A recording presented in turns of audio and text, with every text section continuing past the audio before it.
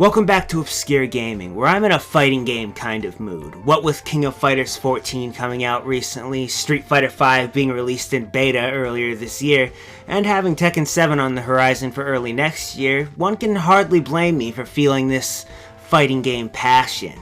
And so to celebrate fighters, today we'll be taking a look at various bootleg fighting games. And bootleg fighting games is in itself an interesting topic, as for one, there's a ridiculous amount of them. Two, half of all of those games are just bad versions of Street Fighter with a stupid name. Three, 30% of the other half is just full of complete garbage fighters with horrible controls. But then you have that magical 20% of games that are actually good, of which there are maybe 2 or 3, Digimon Fight being one of them, but I already talked about that in a separate video. So now it's time to talk about the shit, the mediocre, the okay-ish, and that other good bootleg fighting game. Starting with the well-known classic, World Heroes 2. And no, I'm not referring to the World Heroes 2 you're currently seeing on your screen, but instead, this odd NES crossover fighter that stole its name. And while it doesn't present any story, I think it's easy to extrapolate what's going on here. Mario and Sonic teamed up and kidnapped various characters from properties that they don't own, went to China and formed a fight club, starring Mario, Sonic, Ryu, Goku, Bowser, Chun-Li, Leonardo from the Teenage Mutant Ninja Turtles, Hagar from Final Fight, Mai from King of Fighters, who changed their name to Mai, Andy, Vega, or Bison depending on where you live, and of course, who can forget, Yin. I did. Unfortunately, I have no idea who the hell he is, leaning on the idea that they made him up. What's his face aside though, World Fighters 2 is fairly simple at its core. Of course, it's only a 2-button fighter, with one button being your kick and the other being your punch, with special moves being performed by hitting both buttons at the same time and a direction. To use Ryu as an example, both buttons in left and right will throw a fireball, down will do a tatsu, and up will do an uppercut. And as opposed to a lot of Street Fighter clones, World Fighter 2 has fairly responsive controls and some surprisingly smooth gameplay, helped by the fact that you don't have to worry about doing inputs for any of your specials. Really, the only thing I can fault the game for on the gameplay end of things is that sometimes when you're trying to block, the game won't really register that you're holding back and you'll get hit instead. And the game can get a tad glitchy at times, with Sonic getting stuck in the air when you try to do a spin dash, and Ryu being able to go in any direction with his tatsu. Left, right, up. The game doesn't really care, which is fairly entertaining, but it's worth noting that it happens. Also worth noting that the AI leaves something to be desired, as in it sucks, but I can live with that. World Heroes 2 also stays true to the properties that it stole, featuring unique stages for all its characters. So, as an example, Goku gets the World Tournament stage, Sonic gets a Sonic-looking area, and Mario gets the Mushroom Kingdom with corresponding music, which I'll use Mario as an example for that right here.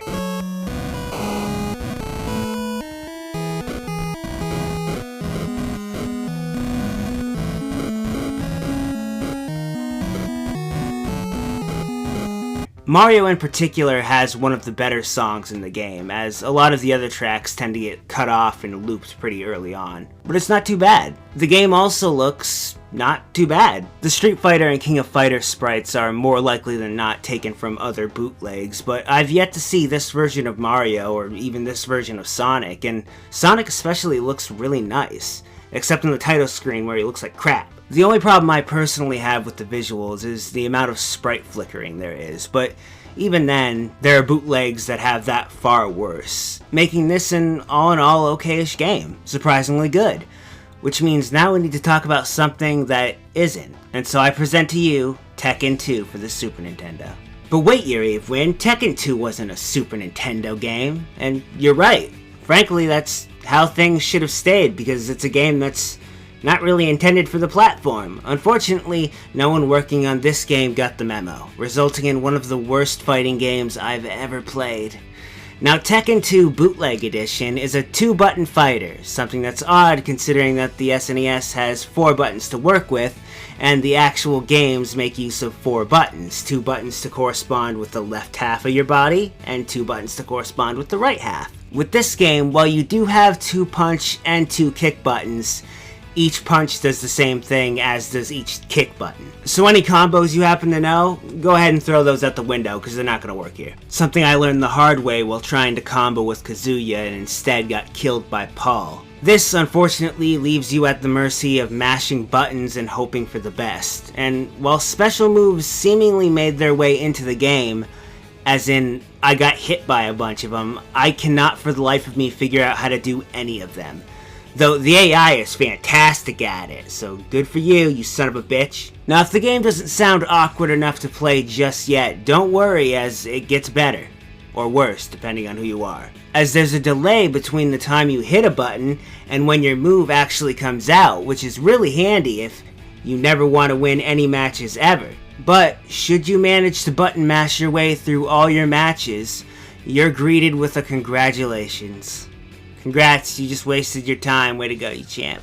All in all, the game feels only barely playable, which isn't a compliment. But surely it makes up with it with its visuals using Mode 7 technology, right? Nope. Look at this brown-ass bland stage. This greenish brown-ass bland stage. What I'm going to guess is either an arena or an airbase of some sort. And this dark room with candles, easily my favorite stage because there's little to nothing to look at, except for the shitty looking characters, which all have this nice blurry muddy quality to them. No one has any facial details, with the exception of some giant eyebrows, with their eyes maybe hidden in there somewhere, but I can't confirm that. Barely a nose and a tiny bit of a mouth. Hell, the game even goes out of its way to show you it's not detail every time you win a fight, or if you lose a fight, except you're looking at the opponent instead. For this example, we'll use Kazuya, with his famous unibrow, a line for a nose, smudged over mouth and no ears,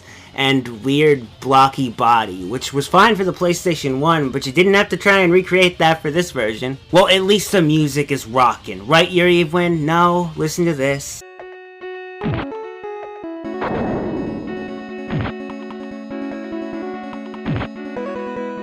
I don't even know what that song is, but I do know I don't like it, and none of the other tracks are any better, at all. Leaving this shitty version of Tekken 2 with no saving grace. Hell, I played a Verizon cell phone version of Tekken 2 that was better than this trash. So, should you ever come across a Tekken bootleg, just stay the hell away. You'll be doing yourself a favor. And now we're going to cleanse our palates with something that's a little bit better, but still really bad. And that's King of Fighters 2000 for the Super Nintendo. Another game that was not for the Super Nintendo. But an interesting, if not incorrect, take on the series, which you can see right out of the starting gate with Iori, who's quickly followed up by Bison, so already someone fucked up. Next up we see Ryu before he disappears, and then we see him again, except this time he's with Cyclops. And ta-da! King of Fighters 2000. And overall, this title is a mixed bag of inconsistencies. When you look at the character select screen at first, you think, alright, look at all these characters to play as, but in reality there's only like 8, maybe 9 if I forgot one, characters to play as. And while this isn't the only bootleg to do this kind of thing, to overinflate its cast, that doesn't make it acceptable. Although I guess to the game's credit, the weird demonish looking characters that I think are purple actually end up being a different color when they're selected, as opposed to their original counterparts, so that's something. But much like with your standard King of Fighters game, you pick a team of 3 and fight other teams of 3.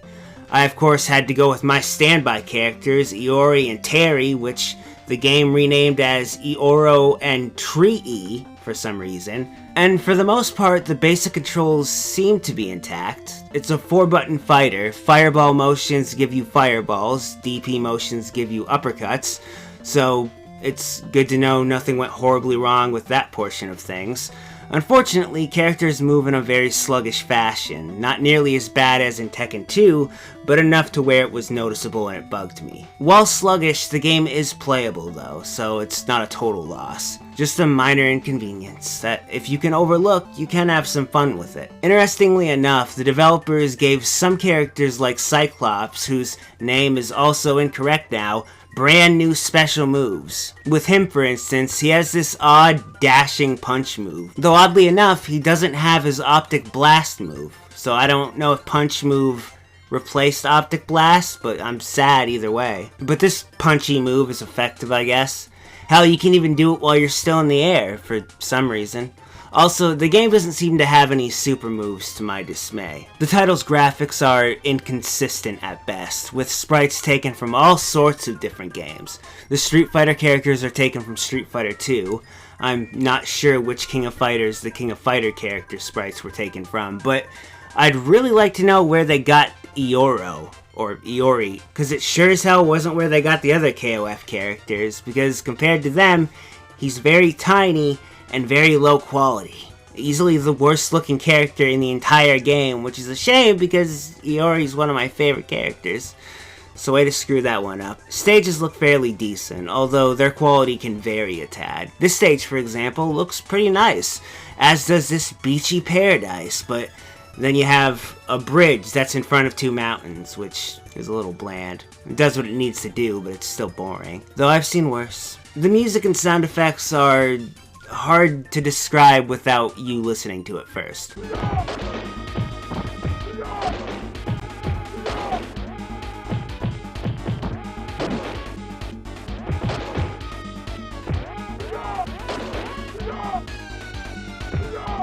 The music itself isn't bad, but the characters are all a little annoying, with all of them featuring the exact same voice, and the hit noises just irritate the crap out of me. So overall, we have a product that, while not as bad as Tekken 2, isn't great either. It's just kind of mediocre. Which you can have fun with, but it's still mediocre. Which brings us to our final topic, the other goodish fighting game, Kart Fighters. A Mario-based fighting game that portrays the realistic version of Super Mario Kart. Because why would Bowser want to ride around in karts with a bunch of people he hates? And is Donkey Kong Jr. even old enough to drive? Clearly the only way we're gonna solve these issues is to beat the shit out of each other, but not with the karts, unfortunately, which is a waste of a perfectly good kart you could smash Luigi over the head with. But Kart Fighter is a Street Fighter-esque fighting game, if everyone except one character had a fireball. The cast features Mario, Luigi, Peach, Bowser, Toad, who looks like a complete asshole as a side note, Yoshi, Donkey Kong Jr., and a regular Koopa with no fireball, shame on you. Now, of course, like with every game we've talked about today, your goal is to fight through a series of opponents until you eventually reach a disappointing end, and then you move on with your life. The difference is, Kart Fighter, much like with World Heroes, is surprisingly good. Not as good as Digimon Fight, but that's an unrealistic goal to strive for. It's a little weird that every character has a fireball, and hell, half the cast has an uppercut too, as it makes it feel like the game is full of Shotos. Which may annoy some people, but I've been playing Ryu for like the past 15 years, so I'm okay with this. Controls are responsive and not too sluggish, although special moves can be a little difficult to pull off at times. And when you try to block, you actually block, so already it's a positive experience. The character sprites all look pretty good, and I can't recognize them from other bootlegs, which means they may have been made specifically for this game, which means effort was put into it. Even if some details are off, such as Peach's hair or Bowser's height, which makes me think he looks like Danny DeVito for some reason. The stages are all reminiscent of various Mario locations, like Bowser's Castle, the desert, near some trees, giant mushrooms. I'm positive all these things are in the Mushroom Kingdom somewhere. The only flaw I have with the visuals is the sprite flickering, which happens almost constantly, something that's irritating but doesn't ruin the experience. The music is alright. Here's another listen.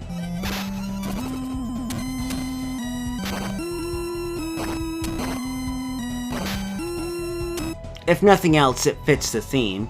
If they would have stolen some actual Mario music though, that would have fit the theme much better, but hindsight's 2020. All things considered, Kart Fighter is another goodish fighter, on par at least with World Heroes 2, though again, not as good as Digimon Fight, which apparently set the bar really high in my head. But those were some bootleg fighting games, or at least the ones that I've played more of than I'd like to admit.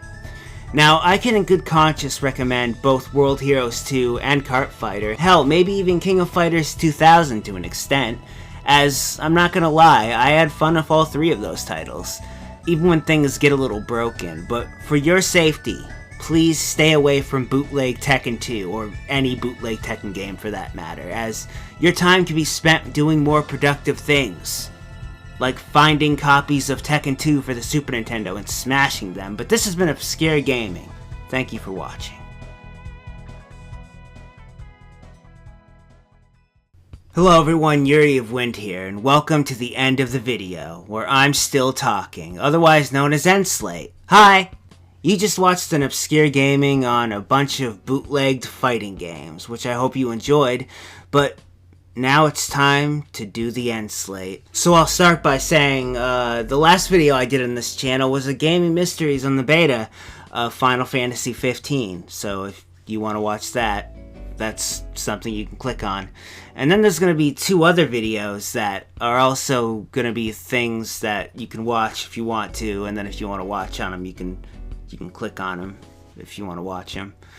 Down below, there's social media stuff. Nico does the art for the channel. Perhaps you should follow Nico because he does the art. And then I also have social media such as Twitter and Facebook. Twitter is fun because I post about Kamen Rider constantly. And I also have a Patreon, and if you want to help me make videos, you can donate to that. But as you can tell, I'm a little awkward talking about it. Also, if you want to like the video or subscribe, that helps a ton, and it's appreciated. But I don't want to force you to do that. Look, I'm awkward, so let's move on to the next portion of the video, which is where I thank the Patreon people who have been helping me on Patreon. Hi. So thank you very much, a guy named Ben, Darth Penguin, Nikki Batelli, Natilio Maldonado, why did I want to say Monado? Abdul Kareem Torres, Justeria, Nikki Lehman, Sally from 3 Ice Cube Show, D-Man's Land, hi D-Man's Land, Jacob Sifford, Ryan Macklin, Paul Walker, oh, that name, Tio Centaure, Joseph Puello, Boltron, Chase Holstis, Skyward Keyblade, I'm still waiting for Kingdom Hearts 3, Joseph Constantine, Nolan, not North, I always want to add North to that, Christina Coleman, Alex Meyer, Doc Drazen, Andrew Arana, Aaron Brewington, David Friesley, that's a trick one, Fernando Silva, Rodrigo Derez, Brandon Alexander Cohen, Beautiful Yoshi, Steven Seference, Matt Jonas, Matt Mezimakers?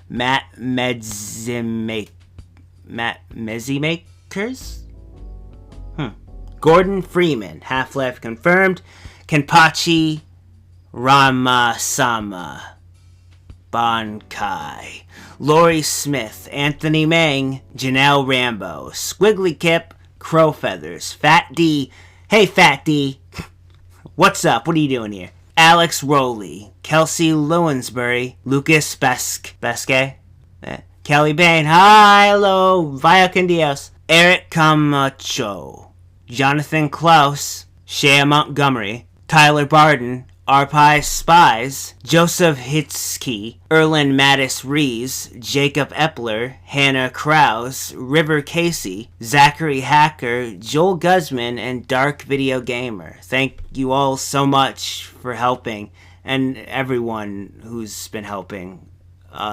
It's been a lot of help, and words will never be able to properly say thank you, but thank you. I'm gonna go work on another video. I'm working on videos, you guys. I got stuff in the pipeline that I'm working on, so I hope you enjoy that. But until next time, I'm awkward. Thank you. I love you, and see you next time on Slate.